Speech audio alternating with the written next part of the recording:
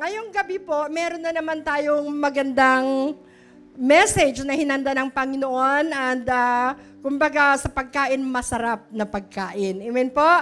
Kung nabubusog po natin ang ating physical, dapat pong ating spiritual is nabubusog din. Di po ba? Baka naman busog na busog ang iyong physical, malnourished ang ating spiritual.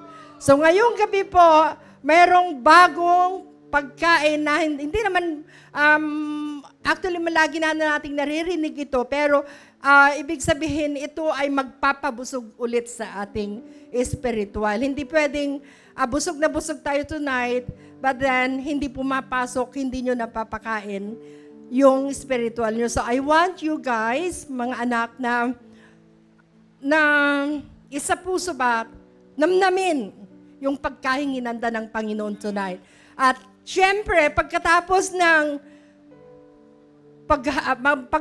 ating pagsalusaluhan yung pagkain tonight, dapat may takeaways din. Amen? Kasi pag nag-atin tayo ng birthday, syempre yung mata natin nasa pagkain, di ba? Yan ang actually yun naman ang pinunta natin yung pagkain. At yung takeaway, ang LRC talaga, grabe ba sa takeaway? Ano yan? Trademark ng LRC ang takeaway. Maka-cell group man yan, kahit saan, may takeaway. So dapat, dito rin sa church, sa pagsalusaluhan nating pagkain, dapat may takeaway din tayo. So, kalabitin mo ngayong katabi mo, sabihin mo, magpakabusog tayo ngayong gabi. Amen po? So, ang title po ng ating topic tonight na hinanda ng Diyos ay piliin mo ang laban mo. So from the title itself, alam nyo na kung anong pag-uusapan natin. Amen? But before we'll go further po, can we all stand and pray for the Word of God, to honor the Word of God tonight? Yes, Heavenly Father, we'll continue to worship you, to bless your name, O God, magnify your name, O God. Sa gabing ito, Panginoon, dalangin ko, O Panginoong Diyos, na itong mensahe na hinanda mo para sa amin, Panginoon, ay manunuot sa aming puso, O Lord God, papasok sa aming damdamin at ito'y magagamit namin, Panginoon, na mabuhay ng naaayon sa iyong kalooban, Panginoong Diyos. Thank you for the opportunity na binigay mo sa akin, Ama. Alam ko, Panginoon, that I'm not worthy to stand before you, God, but by your grace, Panginoon, nandito ako, Panginoon. Lukuban mo ako ng iyong banal na Espiritu, O Lord God. Ang tinig mo, ang marinig, ang presensya mo, ang maramdaman ng bawat isa, Panginoon. And may this message, Panginoon, be a blessing to us, a healing to us, to God, and a revival in our heart, O Lord God. I rebuke any distraction tonight. I rebuke any this unity tonight. I rebuke anuman, Panginoon, ng Espiritu na hindi sa iyo, Panginoon. And Holy Spirit, you're welcome this place. Manifest to your people, O Lord God. Touch their heart, O Panginoon. And as we go on tonight, we claim the victory, Panginoon. And we pray, O God, na maranasan ka, maramdaman ka ng iyong mga anak, Panginoon. We lift it up everything to you alone, Jesus. Ikaw, Panginoon, ang mag-glorify sa buong gabing ito, Panginoong Diyos. Salamat, Ama. To you all the glory, praises, and highest adoration. In Jesus' name, Amen and Amen and Amen. So, ang sabi diyan, piliin mo ang laban mo. Lahat po ng nilalang sa mundo ay may kanya-kanyang laban. Naniniwala kayo dyan? Lahat po tayo ay may kanya-kanyang laban na hinaharap. Even the unbelievers is may kanya-kanyang laban. Pero naniniwala ba kayo na mas maraming laban ang hinaharap ng isang believers? Mas maraming laban ang hinaharap ng isang believers kasi literal na alam mo na may kalaban. Nung wala ka pang relasyon sa Panginoon, hindi mo nararamdamang may kalaban. Kasi nga, magkaibigan kayo ng kalaban. Pero nung iniwan mo na ang kalaban, doon mo nararamdaman na mayroon pala talagang laban sa buhay na kailangan mong harapin. Kasi literal, na may kalaban na buhay, na oras-oras sa buhay mo, inandyan. Amen po ba? Nasusundan? Pero alam nyo ba mga anak, na hindi lahat ng laban sa buhay na ito ay dapat mong labanan? Amen? Hindi lahat ng laban sa buhay ay gusto ng Panginoon na ma-engage ka. There are some battle in your life that are only meant for God. Hindi sa'yo, kundi sa Panginoon. At kahit pa anak, ubusin mo yung lakas mo, hindi mo maipapanalo ang laban na yon. Ang sabi ko dito is, God will not strengthen you for a battle that He did not call for you to fight. He did not call you to fight. Amen po? Alam ng Diyos ang kakaya or capability ng bawat isa sa atin. Because He is our Father, alam niya yung kaya ng bawat isa. Minsan po, kaya po nagiging alanganin na ating buhay kasi nagpupumilit po tayo on our own na maayos ang problema natin. Amen? Nawawala tayo sa focus, distracted tayo, dahil ayaw mong isuko sa Panginoon yung battle or yung laban na hinaharap mo. At dito na, alam mo yon, pag distracted ka na, dito na papasok yung 3 D na tinatawag. Discouragement, nadi-discourage ka na, nawawalan ka na ng, alam mo yon, ng, hindi ka na masaya kasi discouraged ka na, yung spirit mo is bumababa na, yung doubt, nagkakaroon ka na ng doubt sa Panginoon. Tunay ba itong Diyos na aking pinagsisilbihan? Disappointed ka na kasi you expect so much. But then, hindi nangyayari yung expectation mo. Paulit-ulit mong naririnig dito sa harap that God will fight for you, na ano man yung laban mo, kasama mo ang Diyos. Pero bakit ang tagal-tagal na yan, hindi pa rin nawawala? Did you ask yourself, sa akin ba ang laban na ito o sa Panginoon? Amen po? Ang sabi po sa 2 Chronicles chapter 20 verse 15, pakibasa nga po na. Do not be afraid or discouraged because of this vast army, for the battle is not yours but God's. Amen. Maaring magtatanong ka ngayon kapatid o anak, magtatanong ka sa akin, which battle to fight and which battle to let go? Ano ba yung dapat kasing labanan, Mami, Pastora? Ano ba yung battle na kailangan kong harapin, labanan ko? At ayun yung battle na kailangan kong ibaba. Kasi may laban kasi sa buhay na ito that is not worth fighting for. Hindi mo deserve na lumaban, ibig sabihin, hindi ikaw, it's not meant for you. For example, bibigyan ko kayo ng literal na example. Yung kasama mo sa trabaho, matagal ka nang binibigyan ng sama ng loob, di ba? Yung kasama mo sa flat, problema mo sa magulang mo, problema mo sa kapatid mo, na hindi pa tumatanggap sa Panginoon, problema sa relasyon. Ang daming battle na hinaharap, di ba? Ang kailangan dito is wisdom. Sa mga battle na sinabi ko, ang kailangan mo dito is wisdom. Kasi lahat ng ito ay testing of your faith and your character. Amen? Yung sabi ko kanina na, yung battle mo sa kasama mo sa trabaho, 1 taon na kayong magkasama. 1 taon ka nang umuuwing puro sama ng loob. Diba? 1 taon nang umuwi ka, nadala-dala mo yung sama ng loob mo sa kanya. Ang tanong ko, is it worth fighting for? Deserve ka ba na 1 taon na dala-dala mo yung sama ng loob mo sa kanya? Deserve ka ba na ikikip mo yung sama ng loob mo sa kanya? So, anong gagawin mo? Anong gagawin mo? Pag ganyan ang nangyayari. So, the only thing that you can do is pray for her and assess yourself at the same time. Baka naman kasi ikaw mismo ay may problema ka rin. Di ba nga sabi ni Pastor Bobby na magbago ka muna bago mo isipin yung pagbabago ng iba. Kasi nga, baka ikaw mismo ay may problema, kapatid. Amen?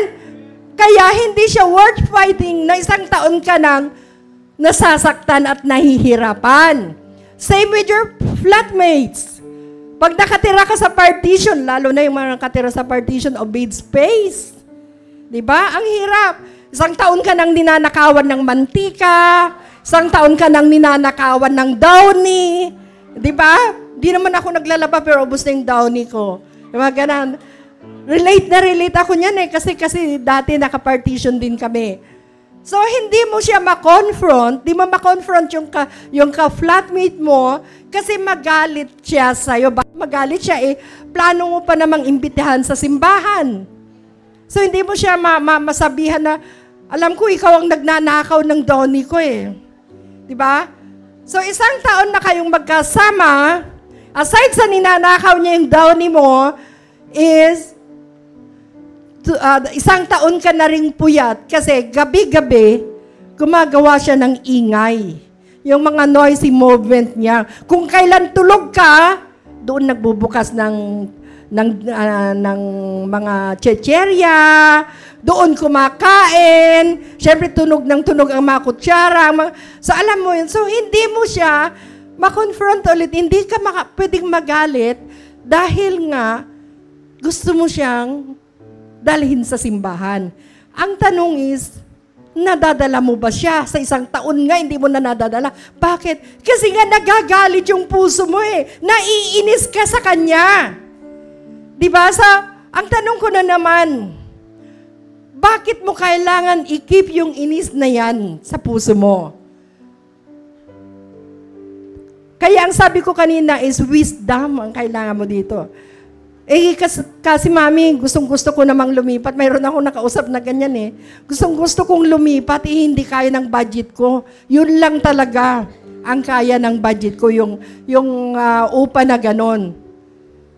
Sabi ko sa kanya, di magtiis ka, di 1 taon ka magtitiis.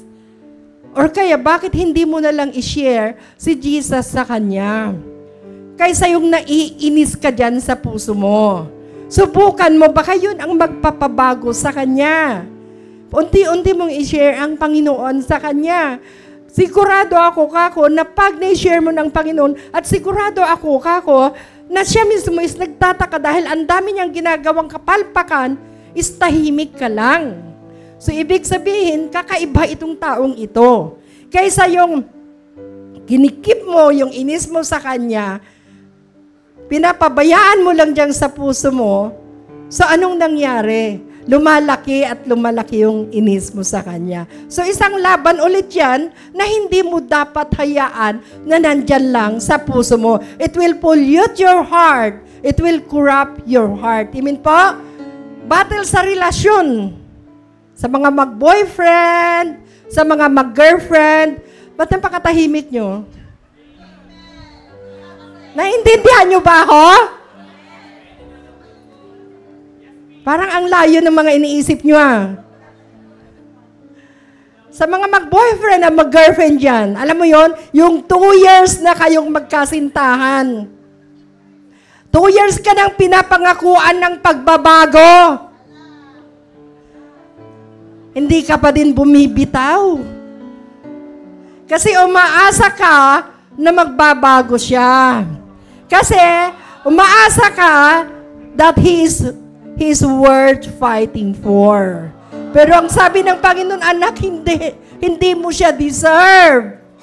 He is not worth fighting for. Amen? Battle against your family. Disagree sila sa faith na mayroon ka ngayon. Sa totoo lang, ang pamilya, ang una nating sa pagdating sa pananampalataya, di ba? Ang pamilya natin. Sila ang mga number 1 persecutor natin. That kind of battle, anak, ay maipapanalo mo pag iniluhod mo yan sa Panginoon. And of course, this is your family. That is why it is worth fighting for. Ito yung battle na hindi mo dapat binibitawan.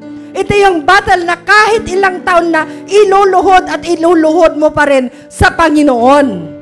Kasi hindi mo kakayanin na ikaw ay saved at sila ay hindi. Ang dami ko na pong narinig na ganyan. na ang kanilang magulang, ang kanilang mga kapatid, ang nagpe-persecute sa kanila. At the end, after 1 year, 2 years, nadala din nila sa simbahan. That is the battle that it is worth fighting for. Amen? But do not stress yourselves. As long that you are stand firm of your faith, at sinubukan mong i-share sa kanilang Panginoon at nakikita nila yung pagbabago sa buhay mo, and yet they refuse, let go and let God. Itaas mo yan sa Panginoon. Amen pa? Financial battle. Financial battle. Marami po ang may problema ng ganyan pagdating sa financial. Pero kung susundin nyo lang po yung napag-usapan natin last two Fridays, naalala nyo pa ba? Your money, your God, your money, and you.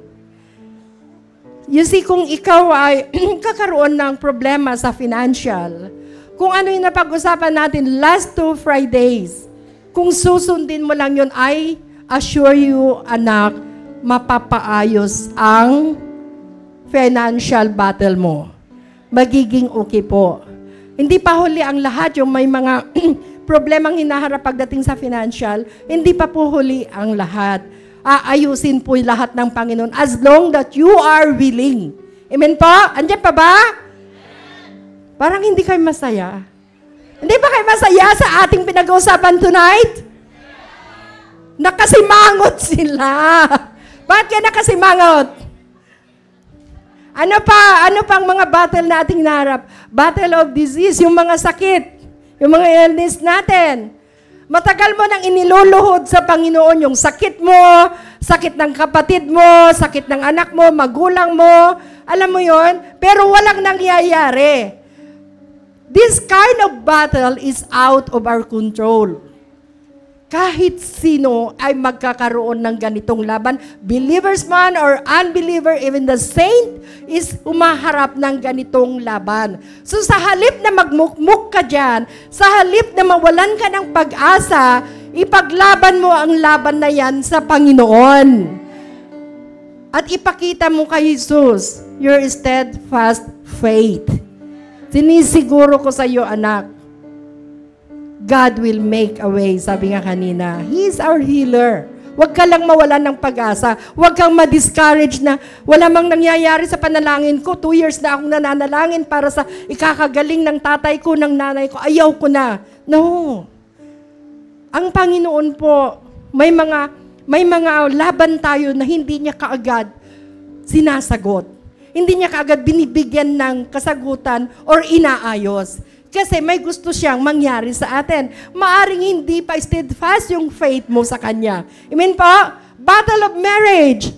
Sinong may asawa dito? Again, ba't malungkot kayo? Alam mo yung battle of marriage po, isa ito sa mahirap na laban ng isang tao. Amen? Kasi nakasalalay po dito yung emotional energy natin na tinatawag. And when you are emotionally hurt, you are distracted. Diba? Pag emotionally hurt ka, talagang distracted ka, and you don't function well. Kahit gaano ka katalinong magiging bubo ka dito, kahit gaano ka kalakas babagsak ka dito. Amen po? Hindi ka lang emotionally drained, affected din yung physical mo, even your emotional and spiritual. And this fight, itong klase ng laban na ito, you can't do it alone. Hindi mo kakayaning mag-isa ito. Matagal ng panahon na nasasaktan ka, matagal ng panahon na nahihirapan ka sa sitwasyon, nananalangin ka, pero parang ang labo ng Panginoon. Parang hindi naman siya sumasagot, or sometimes nafe-feel mo na hindi nagki-care ang Panginoon sa'yo. Bakit hindi mo subukang bitawan yung laban na yan? Ang tagal mo nang ipinaglalaban, and yet parang walang nangyayari. Bakit hindi mo isuko sa Panginoon? Bakit hindi mo hayaan ang Panginoon na mag-ayos dyan? And ask God to intervene sa situation mayroong kayong mag-asawa. At pag ginawa mo yan, of course, you must be willing na sumunod sa gusto ng Panginoon. Amen? Lord, ibibigay ko na po ito sa iyo. Ayaw ko na, pagod na ako. 1 taon na po ako umiiyak. Ibigay ko na po sa iyo. Pagka kinabukasan, umiyak ka na naman. Pagka kinabukasan, naisip mo na naman. So, hindi mo binigay. Hindi mo binitawan. Paulit-ulit mo lang binabalikan. Amen? Pag isinuko mo na ngayon, bukas, huwag mo nang iisipin pa. Huwag mo nang alalahanin pa. Amen? Dahil pag paulit-ulit na naiisip mo, you don't trust God. Hindi ka nagtitiwala sa Panginoon na kaya niyang gawin yan para sa'yo. Instead, ask God for a forgiving heart. Bigyan mo ako ng pusong nagpapatawad, Panginoon, and that's it. Watch and wait for God to move. Hayaan mo siya ang gagawa nun. Amen po? Alam niyo ba na mayroon akong kilala? I knew someone, she is fighting for same battle for 3 years. Kaya nangyari itong message na ito eh. Kasi medyo na-drain na ako sa kanya eh. She's fighting same battle for 3 years mula nung iniwan siya ng kanyang partner. Naiwan sa kanya yung 4 na anak niya. And hindi po sila kasal. Hindi po sila kasal ng lalaki. So, malakas ang loob ng lalaki na iwanan siya. Harap-harapang pinagpalit siya sa iba. Kasi nga hindi nga naman sila kasal. At maraming reason kasi nakausap ko rin yung lalaki. Ang dami-dami niyang reason kung bakit niya siya iniwan. So nakita ko sa kanya na halos butot balat na siya. Awang-awa ako, hindi lang ako, yung ibang makausap kasama naming nag-aano sa kanya, na butot balat na siya. Hindi na siya yung, minsan naisip ko, humihingap ka pa ba? May lakas ka pa ba? Binabalot na lang ng skin yung buto mo. Alam mo yun? So, yung spiritual niya, yung physical body niya is affected, yung spiritual niya is affected na, and emotional is bumagsak na talaga. But one thing that I adored sa kanya is never siyang nawala sa simbahan. Never siyang nawala sa simbahan. You don't see her crying, even talking to me, never ko siyang nakitang umiyak. I am crying, but she don't cry. Never ko siyang nakitang umiyak sa harap ng tao, pero makikita mo yung sadness sa kanyang mga mata, yung kalungkutan. Hindi lang sadness agony. Too much pain sa kanyang mata. Pero pinapaniwala niya ang sarili niya that she's a strong woman. Mag-isa lang siyang nagpapalaki sa 4 na anak niya. No works, wala siyang trabaho at umaasa lamang siya sa maliliit na income na pumapasok sa kanya, yung mga maliliit na may binibenta siya, ganon. At sa grace ni Lord, God is really amazing God. Doon ko nakita paano kumilos ang buhay, ang Diyos sa buhay niya pagdating sa financial. Hindi ako magtataka, bakit naitatawid niya ang buhay na yon pagdating sa financial. Kasi never niyang kinuha ang para sa Diyos. Never siya na kahit nung panahong meron siya at ng panahon ngayon na walang-wala siya. He is a good tither, a faithful tither of God. That is why hindi ako magtataka bakit kahit walang siyang trabaho, may 4 na anak siya na sinusurvive is nabubuhay. Amen po? Nakita niyo paano kumikilos ang Diyos? Nawala ang aking notes. So, never siyang nakalimot sa pagbabalik ng Panginoon. Alam mo, ang binabayaran lamang ng ka-live-in partner niya noon na kasi hindi na sila magkasama ngayon, yung bahay, upa ng bahay, yung electric, yung school ng mga bata, yung tubig at ilaw, yun lang. The groceries, siya lahat ang gumagasto noon. At tinanong ko siya one time, how much yung nagagasto mo sa groceries ninyo? Sabi niya, umaabot ako ng 60K, Mami. Ha? Saan mo kinukuha yan? Sabi niya, hindi ko rin alam. So amazing ang Panginoon. Dito mo makikita ang amazing talaga ang Panginoon. And you know what I adored? Ngayon sabi ko sa inyo, never siyang nawala sa Panginoon. Bagsak na siya, ground to zero, pero nandoon siya sa simbahan. At nagpapiano siya. Nagpipiano siya sa simbahan. So, aside sa groceries, meron pa siyang maliit na anak, 2 years old, naggagatas, nagdadayaper. Alam mo yung batang yan yung binuntis niya noon eh. Buntis siya nung iniwan siya ng asawa niya. Kaya ko sinasabi sa inyo ito is, ang nangyayari kasi, kinasuhan niya yung asawa niya, yung live-in niya. Kinasuhan niya ng child abuse. Kasi pinapakita daw ng lalaki yung pambababae niya sa kanyang mga anak. Amen? So marami kaming nag-a-advise sa kanya. Ang sabi namin sa kanya is, actually kaming nag-a-advise is, na-drain na yung utak namin. Hindi na namin alam si paulit-ulit na ganon. So sabi namin, drop the case against him. Hanggang kailan? 3 taon ka nang nakikipaglaban sa sitwasyon mo. Makipagsettle ka sa kanya kasi willing yung lalaking makipagsettle.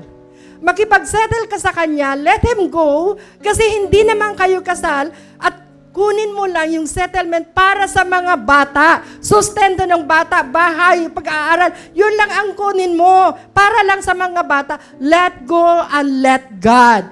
Paulit-ulit yan. But she is not willing to drop the case na isinampa niya sa lalaki. She refused any settlement. Sino ang kawawa dito? Di po ba ang mga bata na nakikita ang mga nangyayari? Nakikita nila yung, alam mo yun, the last thing na nangyari, nakulong siya. That was last week lang. Kasama ang mga bata kasi walang mapaglalagyan sa mga bata. You know how much nakakadurog sa puso yung ganon? Yung sinasabi niya na siya ang ipapakulong ko, binalik sa kanya yon. Ibinalik sa kanya kasi may mga, kumbaga pumunta siya sa bahay ng babae, nakipaglaban siya. So, siya ngayon ang binigyan ng kaso. Ang tanong ko dito is it worth fighting for? 3 years ka nang nakikipaglaban ng the same battle. Deserve mo ba na paulit-ulit kang masasaktan? Di ba? You see, kung ganyan ang sitwasyon mo, anak, bitawan mo na ang laban na yan. Let go and let God fight for that battle. Amen? Huwag mong hahayaan na nakawin ng kalaban yung joy, yung peace na ibinigay niya sa'yo. Amen? You know, there was one man in Bible, his name is Jehoshaphat. Sinong nakakilala sa kanya? Si Jehoshaphat po is a king of Judah. So one day po, nakatanggap siya ng bad news. Ang sabi is, vast of Moabites and Ammonites ay parating sa palasyo para atakihin sila. How did he respond? Nung una po, natakot siya, syempre. Vast of army. Ang dami. So, natakot siya. Pero hindi naging dahilan yung takot na yon para ma-paralyze siya sa sitwasyong mayroon siya. Pag-ibasa nga, anak, yung susunod na verse. Then Jehoshaphat feared and set himself to seek the Lord. He proclaimed a fast in all Judah. 2 Chronicles 20 verse 3. Amen. So, anong una niyang ginawa? Dumiretso siya sa Panginoon.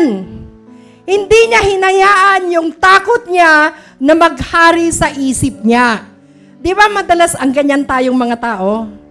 Pag may battle tayong hinaharap, nauuna yung takot, taranta na tayo, umiyak na tayo, di ba? Nangamba na tayo, as if wala ng pag-asa ang lahat. Di ba ganyan tayo? Ganyan ang tao. Si Jehoshaphat po, una niyang ginawa ay lumapit siya sa Panginoon. Alam niya po na walang pwedeng magbigay ng comfort sa kanya kundi ang Panginoon lang. So una siyang lumapit sa Panginoon. Alam niya na ang laban na haharapin niya ay ang Diyos lamang ang makakapagbigay ng tagumpay sa kanya. Amen po? At sabi po sa verse, same chapter, verse 6 and 7, He prayed, O Lord God of our ancestors, you alone are the God who is in heaven. You are ruler of all the kingdoms of the earth. You are powerful and mighty. No one can stand against you. O our God, did you not drive out those who lived in this land when your people Israel arrived? And did you not give this land forever to the descendants of your friend Abraham? Amen. Kung papansinin niyo po yung verse dyan, sabi niya, He reminded God, di ba Lord, binigay mo na yung lupaing ito sa descendant mo, sa kaibigan mong si Abraham. And in verse 12, anong sabi niya? O our God, won't you stop them? We are powerless against this mighty army that is about to attack us. We do not know what to do, but we are looking to you for help. Amen. Amen. Pansinin niyo ang verse na ito. Dito sa verse na ito, mayroong tatlong mahalagang bagay na ginawa si Jehoshaphat.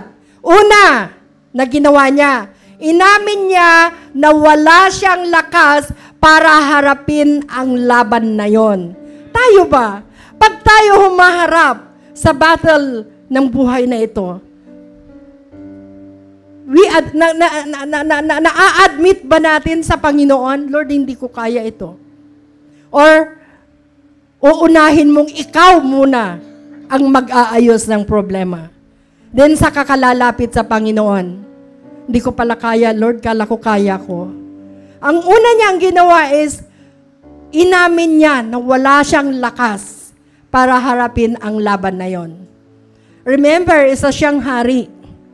He is a king and he admitted that he is powerless sa battle na yon. Amen? Pangalawa, inamin niya na hindi niya alam ang gagawin niya. Hindi niya alam paano lutasin ang problema. Tayo ba, nagagawa ba natin in the midst of our battle, nasasabi ba natin sa Panginoon, Lord, paano ba? Ano bang gagawin ko? Saan ako mag-uumpisa? Ano yung una kong gagawin? Nakikipagkonsulta ba tayo sa Panginoon? Ito ang ginawa niya. At anong pangatlong ginawa niya? Sinabi niya na umaasa kami, Panginoon, na tulungan mo ako ngayon. He acknowledged the power of God. At umaasa siya na tutulungan siya ng Diyos. Sabi niya dyan, we do not know what to do, but we are looking to you for help. Amen po? Alam niyo mga anak, maraming pagkakataon sa buhay natin na pilit nating inaako ang laban sa buhay. Amen? Na dapat ay para sa Panginoon. Amen po? Ang nangyayari po, lalo tayong napapahamak. Napapansin niyo ba yon? Lalo tayong napapahamak, lalo tayong nasasaktan. And the worst thing is, dahil sa laban na pinipilit mong inaako, hindi mo alam, nagkakasala ka na sa Panginoon. Hindi mo alam, lumalayo ka na sa Panginoon. Amen po? Katulad ng kwento ko sa kapatiran kanina. Yes, nandoon siya. Nagmi-ministry siya, nandoon siya. Is singing for the Lord. Nakita ko kung paano siya nagtitiis. Ang ano ko dito, nak, bitawan mo. Maawa ka sa sarili mo. I don't know kung ano pa ang mga dapat gawin, pero nasabi na namin ang lahat na pwedeng sabihin. Still, we don't know. So, the only thing that we can do now is to pray for her. Amen? Tandaan niyo po mga anak, wala kang lakas na labanan na isang laban kung ito ay laban ng Diyos. Amen po? God wants you to surrender your battle. Gusto ng Panginoon na bitawan mo yan. He cannot interfere. Hindi siya makapag-interfere sa'yo kasi ayaw mong bitawan. Tandaan niyo po, apart from me, you can do nothing. Diba? Yan ang sabi ng Panginoon. Amen ba? Nandiyan pa ba? Parang wala na Sabi mo sa katabi mo, apart from me, you can do nothing. Yan ang sabi ni Lord. Ang sabi po, tandaan niyo po mga kapatid, when we are in total dependency sa Panginoon, hindi tayo bibiguin ng Diyos. Amen po? And 2 Chronicles chapter 20 verse 17, anong sabi niya? But you will not even need to fight. Take your positions, then stand still and watch the Lord's victory. He is with you, O people of Judah and Jerusalem. Do not be afraid or discouraged. Go out against them tomorrow, for the Lord is with you. Amen. Sabi niya, but you will not even need to fight. Amen. Hindi mo kailangang lumaban. Take your position and stand still. Amen. Do not be afraid or discouraged. Amen po ba? Hindi ko alam kung sino po ang kausap ko ngayong gabi. But God is telling you, anak, take your position and stand still. Amen po? Diyan pa ba? Palakpakan nga natin ang Diyos. Masyado kayo seryoso. Huwag kang matakot. Nandyan ang Diyos kasama mo. And He is willing to take that battle for you. Amen? Hindi masamang umiyak. Hindi masamang magdamdam. Hindi po kasalanan na makaramdam ka ng sakit. Hindi po kasalanan na naghihinagpis ka. Hindi po kasalanan yon. Pero pagkatapos mong umiyak, pagkatapos mong namnamin yung sakit, pagkatapos mong pagbulay-bulayan yung problema, tumayo ka ulit at harapin mo ang problema na kasama ang Diyos. Amen po? Sabi po sa 1 Samuel, tignan nga natin, kanina pinag-usapan natin si Jehoshaphat. Ngayon naman si David, kung paano niya hinarap yung laban. Sa 1 Samuel chapter 30 verse 3 and 5. Parang mali. Yan. When David and his men reached Ziklag, they found it destroyed by fire, and their wives and sons and daughters taken captive. O David and his men wept aloud until they had no strength left to weep. David's two wives had been captured, Ahinoam of Jezreel and Abigail, the widow of Nabal of Carmel. Amen. Amen, nak.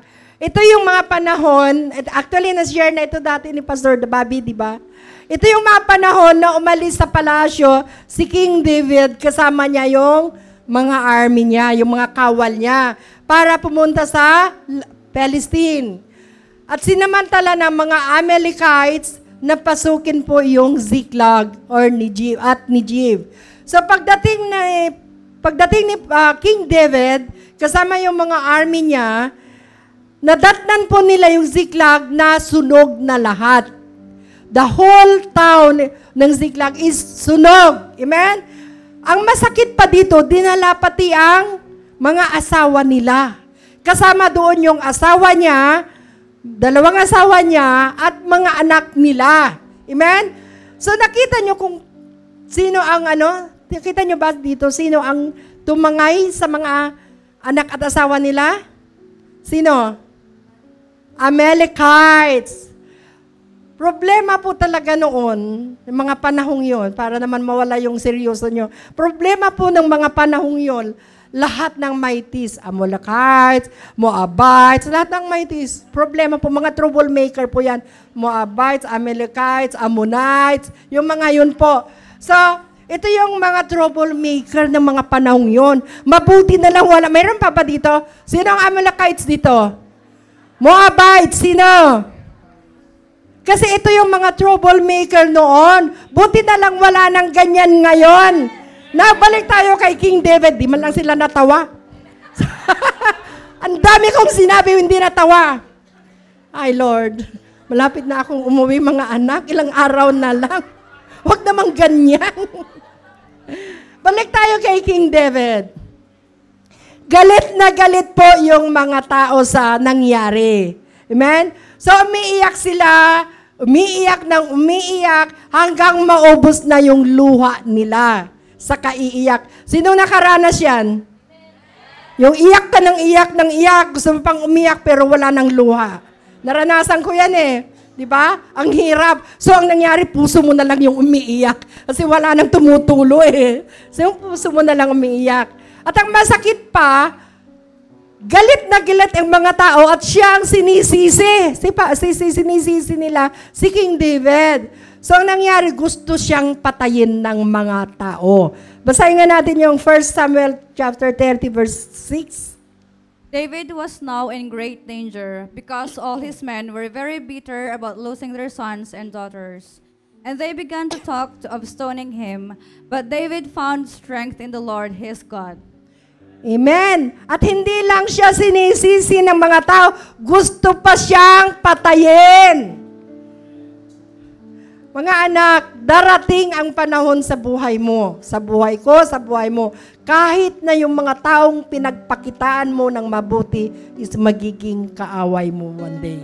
Amen? Mga taong tinulungan mo, mga taong pinakain mo sa palad mo, mga tao na blines mo, pinagpala mo sa iba't ibang paraan, taong naging malaking bahagi sa buhay mo, siya yung magbabackstab sa iyo one day. That is the reality of life. Man, katulad ng nangyari kay King David. Mga taong pinagkatiwalaan mo pero sila ang magdi-disappoint sa iyo. So ano ang gagawin mo pag mangyari ito? Ano ang gagawin mo? Ano ang ginawa ni King David sa battle na hinaharap niya? Sabi niya dito, David found strength in the Lord his God. Hindi po gumanti si David kahit siya ay king. He did not fight, but he encouraged himself. Amen po? Hindi niya sila pinatulan. Pinabayaan niya lang na kahit magalit sila, pinabayaan lang niya. And before he made an action, first thing na ginawa niya is, he consult to the Lord. Nakipag-usap siya sa Panginoon. Amen po? At tignan nga natin in 1 Samuel, verse 30, chapter 8. David asked the Lord, "Shall I go after those raiders? And will I catch them?" He answered, "Go after them, you will catch them and rescue the captives." Amen! Lord, anong gagawin ko? Susundan ko ba sila? Makikipaglaban ba ako sa kanila? And the Lord answered him, "Go after them." At maipapanalo mo ang laban na yan. You see, kung tayo po ay kumukonsulta sa Panginoon, nakikipag-usap sa Panginoon, sa bawat darating na laban ng ating buhay, God will answer us. God will tell us what to do. Amen po? Learn from King David po. Ang dami-dami na pong dumating na battle sa kanyang buhay. You remember nung hinahabol siya ni King Saul? Di ba? Ang dami-dami na po. Hindi po siya nagpadalos-dalos sa emotion niya. He sit and consult the Lord first. Amen? Nung hinahabol po siya ni Saul, maraming pagkakataon na pwede naman niyang patayin eh.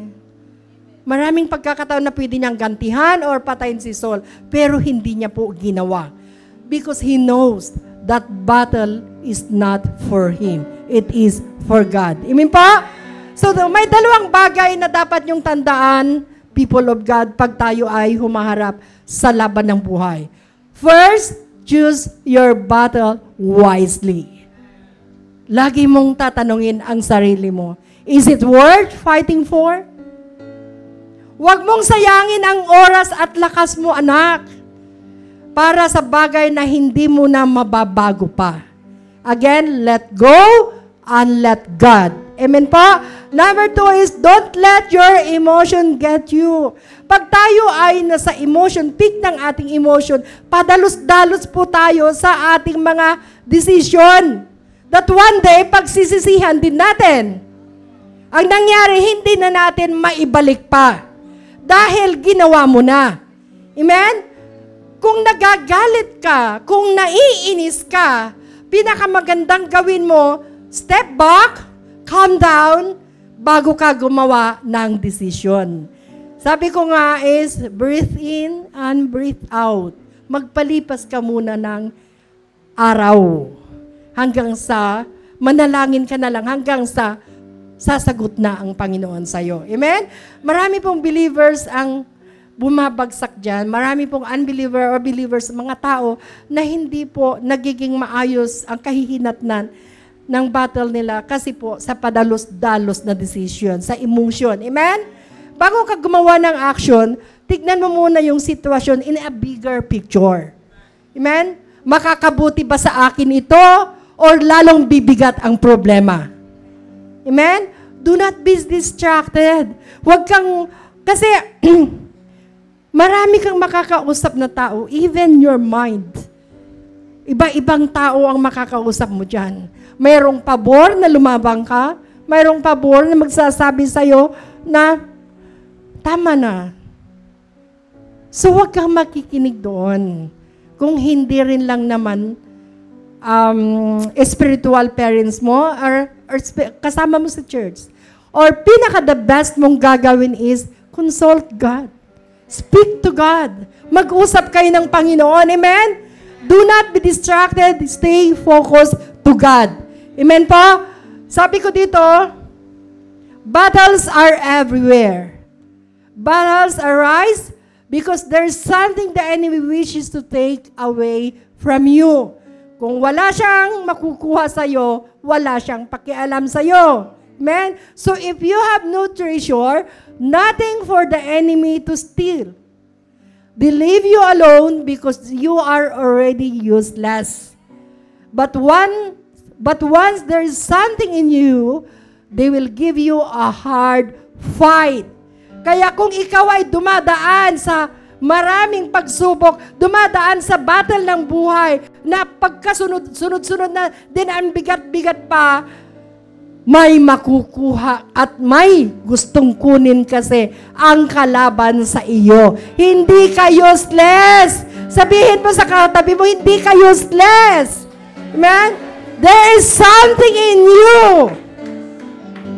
Kaya lumalaban, hard fight ang ginagawa ni Taning para makuha yung bagay na yon. Mayroon siyang mananakaw sa'yo.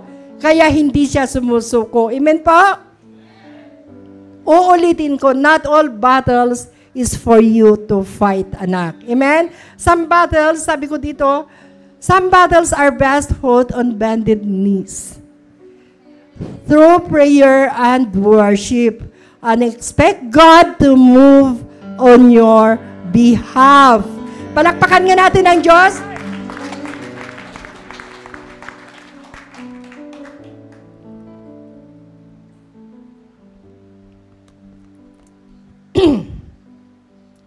But there is one battle that God wants you to fight constantly. Alam niyo ba kung ano yon?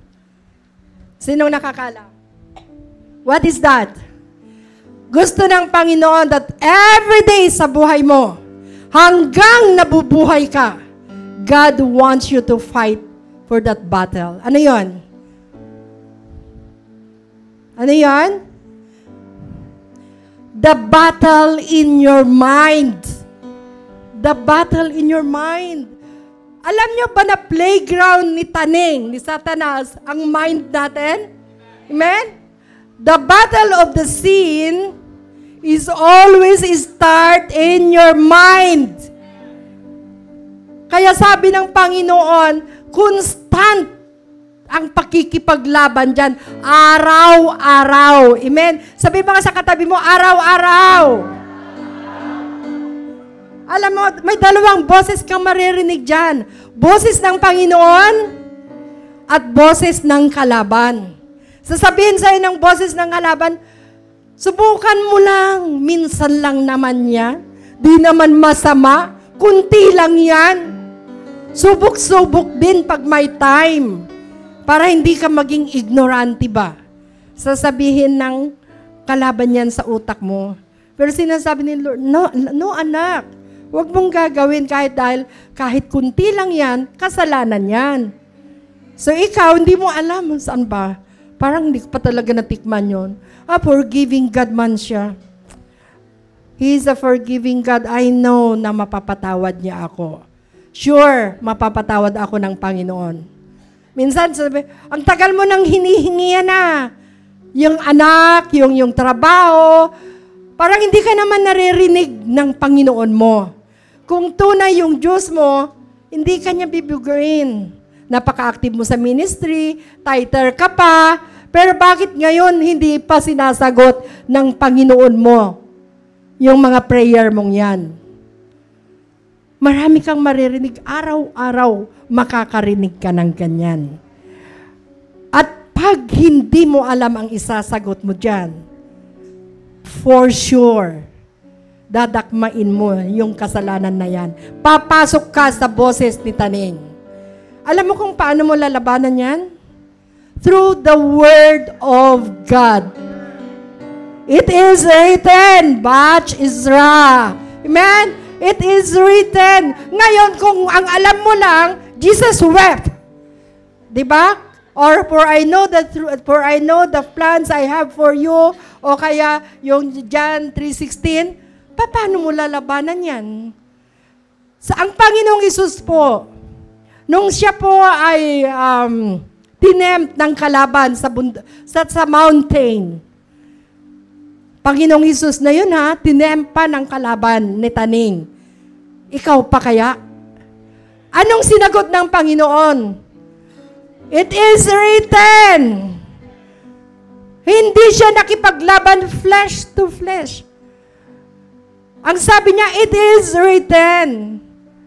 Kaya napaka-blessed natin sa simbahang ito dahil we force you. Talagang ginagawa ng ating mga leaders na kayo pong lahat, nagme-mentor sila, tinuturuan nila kayong lahat, para po kayong lahat is maging, anong tawag dito? Maging malakas sa pagharap sa battle, sa laban ng buhay na ito. Palakpakan ka natin ang ating mga leaders na nagsusumikap para pong lahat po tayo is, anong tawag nun, yung maging matured sa ating pananampalataya sa Panginoon. Kasi kung dadalawa lang ang alam mong verse, paano mo sasabihin kay Taning na it is written? Pagtatawanan ka ni Taning. Amen po? Sasabihin sa'yo ni kalaban, ni Taning, kasi dalawang boses ngayang nandyan. Ipaglaban mo yung boyfriend mong yan. Amen? Yung boyfriend na yan, buhay sila pag boyfriend, no? Hindi ka na kasi makakakita ng ganyan. Kaya tiisin mo na lang yung ugali niyan. Mas maigi nang magtitiis ka kaysa mawalan ka. Aray ko, di ba? Ipaglaban mo yan, magbabago din yan. Sino ang ganyan dito? Hindi mo yan deserve, anak. Hindi mo deserve ang ganyan. Kasi prinsesa ka ng Panginoon. Prinsipe ka ng Diyos. Amen? Number 2, do not believe everything you think. Do not trust your instinct. Amen? Sabi po sa Jeremiah chapter 17 verse 9, the human heart is the most deceitful of all things and desperately wicked. Who really knows how bad it is? Amen. Amen. At sabi ko diyan, you cannot have a negative mind and live a positive life. You cannot have a lustful mind and live a pure life. You cannot have a prideful mind and live a humble life. Amen? Hindi pwedeng magsama po ang positive at negative. Hindi pwedeng magsama ang lustful at saka pure life. At hindi pwedeng magsama ang pride at ang humbleness. Amen po? So, in order for you to win the battle of mind, wear the armor of God. Sino nakakaalam ng armor of God? That armor of God is provided for us, for you and for me, para kahit anumang battle ang haharapin mo, is mapagtatanggumpayan mo. Pag-ibasa nga po, nak, para malaman natin. Be strong in the Lord and in His mighty power. Put on all of God's armor so that you will be able to stand firm against all strategies of the devil. For we are not fighting against flesh and blood enemies, but against evil rulers and authorities of the unseen world, against mighty powers in this dark world, and against evil spirits in the heavenly places. Therefore, put on every piece of God's armor, so you will be able to resist the enemy in the time of evil. Then after the battle, you will still be standing firm. Stand your ground, putting on the belt of truth and the body of armor of God's righteousness. For shoes, put on the peace that comes from the good news, so that you will be fully prepared. In addition to all of this, hold up the shield of faith to stop the fiery arrows of the devil. Put on salvation as your helmet, and take the sword of the Spirit, which is the word of God. Pray in the Spirit at all times and on every occasion. Stay alert and be persistent in your prayers for all believers everywhere. Amen. Thank you, Lord. You see, provide ng Panginoon ang armor para sa ating lahat. Pagdating nyo sa bahay nyo, I want you please to read that verse again. Mula sa umpisa, kabuuan yan? Ephesians chapter 6, 10 hanggang 18. And I want you, mga anak, to meditate on that. Gusto ko, kung hindi mo maintindihan in English, then go to Tagalog. Or kung Bisaya ka, punta ka sa Bisaya. Amen? May mga version for you to meditate that word, that verse. Kasi yan lang ang pwede nating panglaban sa battle of mind. Yun yung sinasabi ng Panginoon, I want you to fight constantly. Hindi ka pwedeng sumuko dyan. In order for you to win that battle, you have to meditate that. Ilagay mo sa puso mo, sa isipan mo araw-araw. Amen? Amen? Sabi niya na, pray in spirit at all times, on every occasion. Stay alert and be persistent in your prayer. Amen? Amen po? Malapit na po tayong matapos. Ba't nawala po?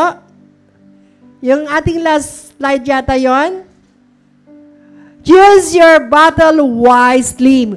After all, life is not measured by how many times you stood up to fight. Amen? It's not winning battles that make you happy, but it is how many times you turn away and choose to look into a better direction. Amen pa? Napakaikli lang po. Tapos na po tayo. Napakaikli lang po ng buhay para gugulin mo sa digmaan, anak. Labanan mo lang yung mahalaga and let God sa mga bagay na hindi sa'yo. Isuko mo sa Panginoon. At mag-focus ka sa calling mo, mag-focus ka sa purpose mo kung bakit ka nabubuhay sa mundong ito. Amen pa? May natutunan pa ngayong gabi? Amen? So tapos na tayo? I hope and I really pray, mga anak, na itong maiksing message na ito is magiging gabay ninyo that every time na humaharap tayo ng iba't ibang battle, mga anak, gusto ko na balikan ninyo yung notes ninyo para alam nyo kung ano yung battle na dapat nyong labanan at battle na dapat nyong bitawan. Amen po? Very short lang po, and I hope and I really pray na baunin nyo ito sa inyong puso. To God be the glory tonight. Tayo na po tayong lahat.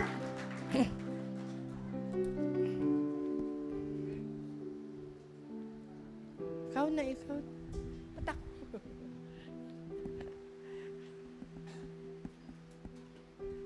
Sige po, music team, can we go up here? Hallelujah. How many of you are blessed tonight? Meron po ba tayo natutunan? Sabi mo sa katabi mo, kalabitin mo yung katabi mo, sabi mo, piliin mo ang laban mo. Yan. Okay? So narinig po natin tonight. Napakaganda po ng message na binigay ni Lord. Napaka-practical lang, no? I want you to close your eyes. Come on, before we sing this. Before we sing the song, can we all close our eyes and bow down our head? Panginoon Diyos na makapangyarihan sa lahat, Father in heaven, we thank you for the message that you're giving us. Salamat po, Panginoon, na tinuruan nyo kami na ma-realize namin, Lord God, na hindi lahat ng laban sa buhay na ito is dapat naming sugurin, Panginoon. Lord, we hang on to your promises that the battle is yours and not ours. At sa gabing ito, Panginoon, pinaunawa nyo sa amin, Lord God, na lahat ng bagay ay dapat naming itaas sa inyo lamang, Panginoon. Because we know that we are nothing without you. We cannot do anything without you, Lord God. Those things that are impossible is possible to you. Kaya ka tinawag na aming Diyos, Panginoon. Because dapat ka lang namin pagkatiwalaan, maliit man o mabigat na problema dumating sa buhay namin, Panginoon. Salamat, Lord, na ginising nyo kami ngayong gabing ito, Panginoon, at bigyan nyo kami ng pagkakataon na kung meron man kaming mga laban right now, meron man kaming mga laban na hinaharap sa araw na ito o sa mga panahon ito, Panginoon. Dalangin namin na sa pamagitan ng message namin narinig, Lord, matuto kami patuloy na magtiwala sa inyo lamang, Panginoon. Maraming salamat po for tonight. In Jesus' name, and everybody will say, Amen. Come on, let's sing.